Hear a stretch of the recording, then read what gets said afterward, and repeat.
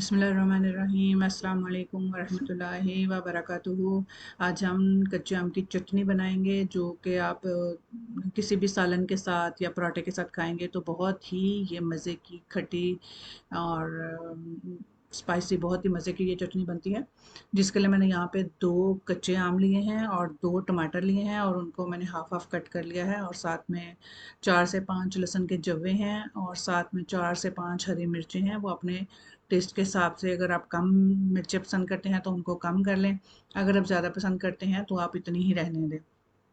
और अपनी मिर्चों पे भी आपके डिपेंड करता है कि वो कितनी तेज़ हैं, तो उस हिसाब से आप उसमें शामिल करें। यहाँ पे मैंने एक फ्राई पैन में थोड़ा सा ऑयल डाला है और टमाटर को मैंने हाफ़ कट करके और कैरी को भी मैंने हाफ़ कट किया है। तो इस तरह आपने इसको फ्राई पैन में रख देना है। तो यहाँ पे साथ में इसके लहसुन के जवे छीले हुए और मिर्चें, हरी मिर्चें जो हैं ये, और इसको रख के आपने इसके ऊपर ढक्कन दे के ढक के आपने इसको तकरीबन 5 मिनट हल्की आग पे पकाना है। उसके बाद फिर आपने इसका ढक्कन उठाएंगे, उठा के तो फिर आप इसको दूसरी साइड पे पलट देंगे और ये फिर अच्छी तरह से ये कुक हो जाएगा। तो जब आप इसका ढक्कन उठाएंगे तो आप देखेंगे, आपको पता चल जाएगा देखने से कि ये कुक हो गए हैं या नहीं हुए। तो यहाँ पे मैंने उठाया है तो मुझे हल्का, इतने ज़्यादा नहीं है, तो हमने इसको थोड़ा सा पलटेंगे, पलट के 2-3 मिनट और देंगे दूसरी साइड से और उसके बाद फिर हम इनके छिलके उतार के और उसकी हरी मिर्चों की डंडियाँ उतार के फिर हम इसको चाहे आप सिलबट्टे पे कर लें, चाहे आप चॉपर में कर लें। मैं इसको चॉपर में करूँगी क्योंकि मैं सिलबट्टा मेरे पास नहीं है। कूंडी डंडे में भी कर सकते हैं।